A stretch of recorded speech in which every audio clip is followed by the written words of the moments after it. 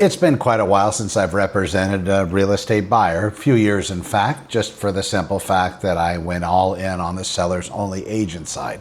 But that doesn't mean for those 21 years I spent representing buyers and sellers combined that it wasn't worth it. And the reason why I bring this up is because buyers have a lot of questions. So with no skin in the game any longer, I think now is about the right time. I kind of give you how everything is. And maybe from this education, you'll be able to find the best agent to represent you as a home buyer. Now, a lot of buyers are under the presumption, and I was for a very long time. I got into real estate in 1998, but Dad kind of implanted that seed. You never want to use a broker. You want to go directly to the source. It's more expensive. Well, times have changed. That's not the case in most cases. Brokers have a lot more width. And if you're going to buy a house, Dad would always say, well, you need to go to the listing agent because they're going to be better at negotiating with that seller because they already have a relationship. And yeah, sure, back in the day, maybe that made sense. Getting into real estate in 1998, things have changed. Back then, fax machines were looked at not being witchcraft, but that's a little bit of a stretch. But they really weren't trusted. Agents would rather go directly to the listing agent if they were representing a buyer, and they would go directly to that listing agent, and then they would have a conversation about the buyer. Here's the contract. Here's the offer. Here's the lender. Here's all the information. And a lot of times in escrow, we would actually meet with everybody in a single room. It happened more often than not. And when fax machines kind of came to be, and they were around 1998 or so, they were starting to become of age, become used way prior to email. They were really not trusted. It was the hand delivery mechanism that made the difference back then. Then, of course, fax machines were very trusted. Nobody really met in person. And then it was a slow progression to email to basically today, if you really want to impress somebody, you actually show up in person and present an offer. And besides it being weird, if they're kind of the same generation, been around for almost 30 years in real estate, then maybe they understand it because they were there back in the day. Newer agents, yeah, they're nervous. It makes them a little scared, but that's the way that works. Buyers representing or looking for representation, going to the seller's agent. Usually there's of course dual agency is allowed in California. There's a few states it's illegal to have the same agent representing the seller that represents the buyer. I believe Canada also practices a non-dual agency, so you have to have your own representative. And that's not a bad place to be as far as I'm concerned. Not just because I'm a seller's only agent, but when it was very difficult and it gets kind of complicated if you can imagine this. So you're the real estate seller and you have an agent. And every time that I did represent the other side, I would always, of course, go to my seller first and ask them if they wouldn't mind so we could have a conversation about it because things happen. And real estate is about preparation. You as a real estate buyer going into real estate should understand that. Having those stories and those accolades and that knowledge and experience to be able to be conveyed to you, as I do my real estate sellers and as I do even today talking about real estate buyers, preparing you for the task at hand. Lots of things can happen. So I would go to my seller and I would say, listen, this buyer contacted me directly. They would like to utilize my services. This is what I would charge you to represent them. And then we would make that part of the contract. But I would also bring up, the buyer's probably going to have a repair request, probably going to want certain things of your residence to be injected or changed or modified or fixed as a result of their home inspection. They might want to come in and ask for a discount later on in escrow. And then the sellers would light up. Well, you're representing me. Well, if you allow this to happen, I'll be representing them. And I owe both of you a fiduciary responsibility of doing everything ethical, moral, legal, and accepting all of the things that are as is. And also, in fact, because you have told me things about your residence, whatever you told me is also available to disclosure to the buyer, so 100%. And that equates and that pencils out in all respects. What your agent knows as a real estate seller, if you tell them something that you think is going to stay between you and them legally, it can't. So before you offer up things, just understand the precedents. I don't know if some agents would hide the facts that the sellers disclose to them particular things that need to be disclosed. But if they do, shame on them and shame on the seller for expecting it. But now you've been brought up to speed. But the real estate buyer, they're going to have particular concerns. So if I come back later and they want a $50,000 credit, or if they want you to replace the roof and the plumbing as a result of the home inspections, well, understand, don't beat up the messenger, but this is going to be coming from them, and I need to stand on their side in that regard. Well, what if we don't want to pay it? Well, now I'm back to your side. So then I go back to the buyer and say, well, they're not going to pay it, or they're going to pay this, or they're going to do this, or they're not going to do anything. And then I go back to the buyer. Ultimately, it's a very unusual spot, but I just wanted to let you know ahead of time that way that plays out is going to be very dependent on, number one, trust. I mean, how much do you really trust me to do the right thing? Well, we trust you explicitly, Connor. Well, thank you very much for that. But when we get into it, the remembrance of this little conversation, it's going to be very quiet. There's not going to be a lot of serving memory, bubbling it up to the surface so you remember lock, stock, and barrel everything we discussed in this regard. And then if the buyer wants other things, maybe the buyer decides to cancel escrow. Maybe the buyer decides to cancel escrow right before the removal of contingencies is due. Or maybe they drag on the removal of contingencies with me as their representative, and they say that something of that we can't attend to it right now. Somebody got sick, or a family member isn't feeling well. Well, and of course it might be true, or it could be that they're trying to delay. Maybe they're asking family members, hey, God, we really don't want to buy this house anymore. We want to get out of escrow, but we feel bad for our agent, we feel bad for the seller. And then maybe somebody in the family says, well, have you removed your contingencies? No, they've been asking for it because it's due. It was due a couple days ago. And then that's up to me, if I'm representing them, to enforce that. And then how hard do we enforce it? Do we give them a removal of contingencies right away, which is really an enforcement mechanism to say, listen, if you're either going to sign this thing because contractually you have to, and you got 3 days to do it. If you don't perform it in 3 days, then we're going to boot you out of escrow and go to somebody else, or put the house back on the market, refunding your deposit because we're not entitled to keep it at that point. Or the seller stands up and says, well, I understand, and per documents and paperwork, we're not entitled to keep it, but we believe we've been harmed by the buyer, so we're going to go ahead and get an attorney. We're not going to give them back their deposit. Or the buyer did remove their contingencies, but then the buyer decides to cancel through the same agent, and then the buyer says, I want my deposit back, and the seller says no. And then we have the legality of the lawsuit, so then the buyer now has to attorney up. So there's a lot of that process. And that's a conversation that, as a real estate buyer, you should be having with your agent about those types of things. And of course, all those won't pertain to you because you're buying. But on the seller side, if the agent is going to be representing the buyer at the seller's whim, if the seller doesn't mind, then these conversations have to take place, because it starts to get really sweaty and uncomfortable in that whole process, because you hired me to do a job for you, and I brought you the buyer. And some agents probably lack the ability to ask for permission. I come from law enforcement. Permission is all really about, except for the placing the finger on the trigger, needing to take care of business at the worst possible situation, is that exists when it comes to human lives and stuff, protecting other people's lives and your own life. That permission thing, there's no time to ask. But in real estate, there's time to ask. There's time to ask for permission. Maybe some agents do it. Maybe some agents don't, but it was always my practice. But now that's an aside. Now it's sellers only agents, so that works out good for me.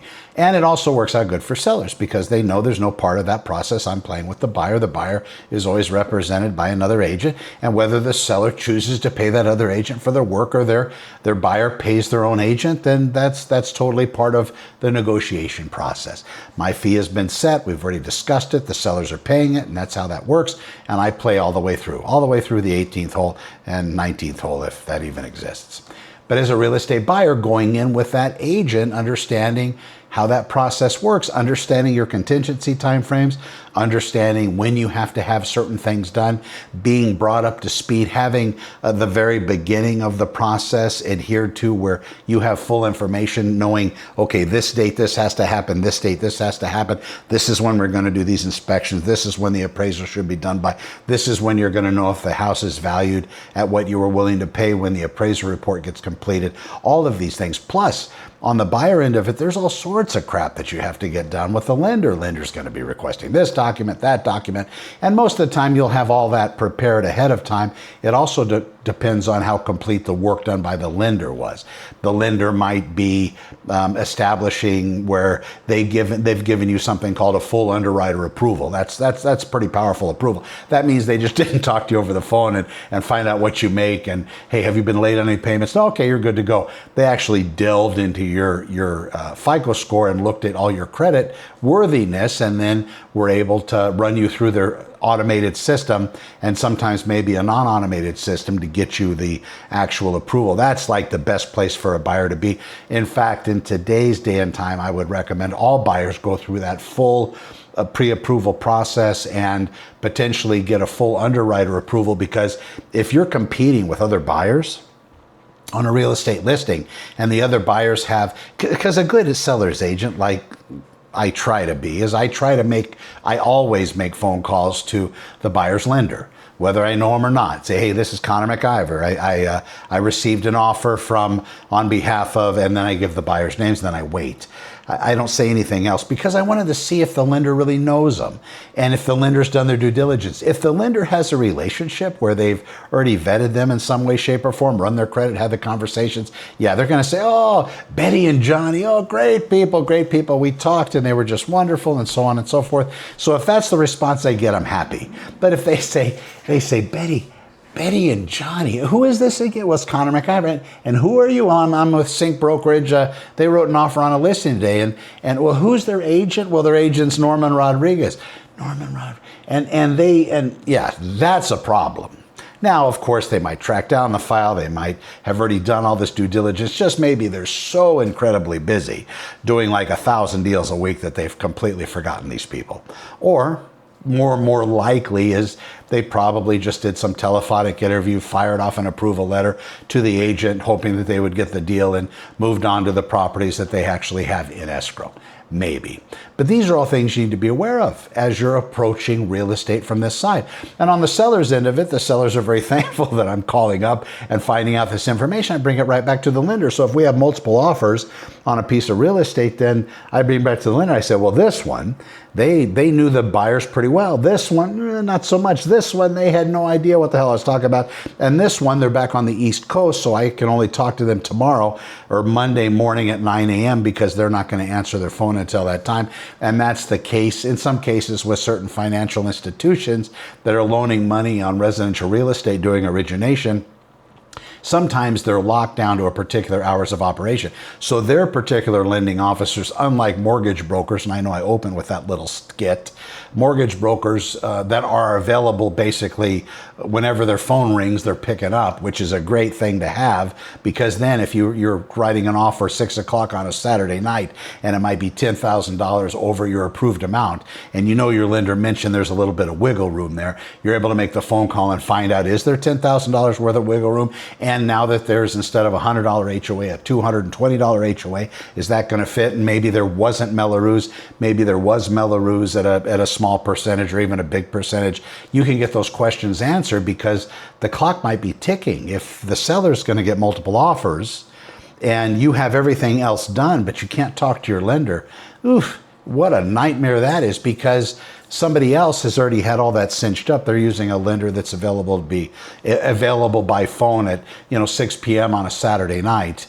And I'm not saying in a perfect world it doesn't work out that way. Sometimes things happen, right? People get sick, whatever. But if they are available, get those questions answered, those offers are going to be entertained more closely to being real, because now you're able to write that offer as a real estate buyer through your agent, feeling confident that those numbers are going to make sense, instead of writing the offer, waiting till Monday morning or Monday afternoon until you get back with your lender. Your lender's saying, oof, well, it's kind of a push. I think we can make it work, but...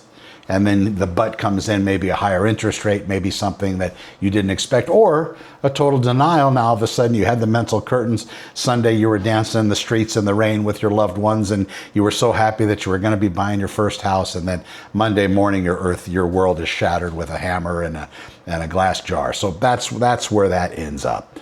Having an available lender is important. Now, do you use the lender that your agent recommends? I don't know. You'll have to talk to them, see what they're like. There's nothing that should be happening between the lender and said agent. There should be no payback, no football game tickets, no No free rides to Vegas, none of that.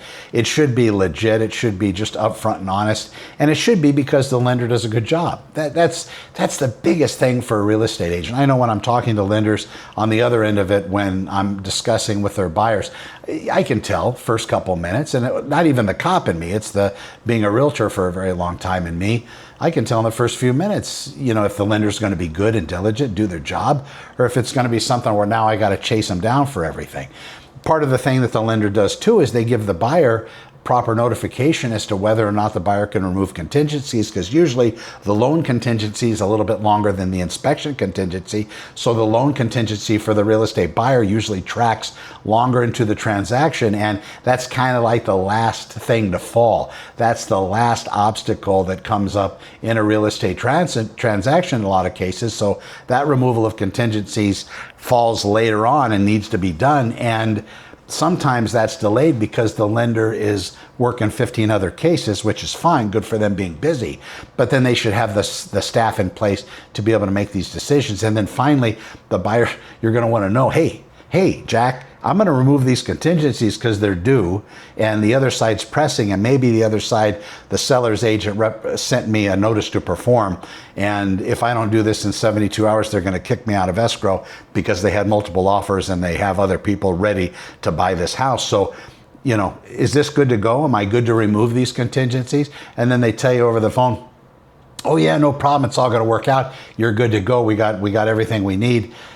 Still follow that up with an email. Follow everything up with an email. If you're hiring me as your agent, representing the seller, follow up. If I'm telling you something, if I'm telling you anything, follow it up. Just have a good practice following up everything. Hey, Connor, you said today that the house was going to come with some magic unicorns and cotton candy drapes. Is that gonna still thing?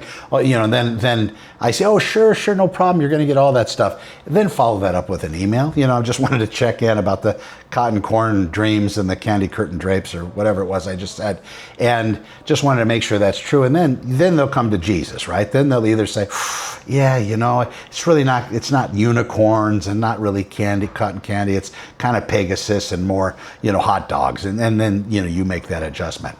Same thing with you buyers out there. If your lender is telling you, hey, yeah, you're good to go, remove those contingencies, good. Well, that's a problem, right? If he can't get the loan, what happens?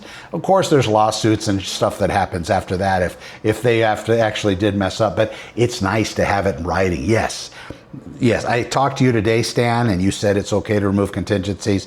So you fire off that email, then Stan comes back, yes, Connor, for the 52nd time, it's okay to remove contingencies. Go ahead, you're good. And then you're good. So you remove contingencies, something happened, at least you got that email.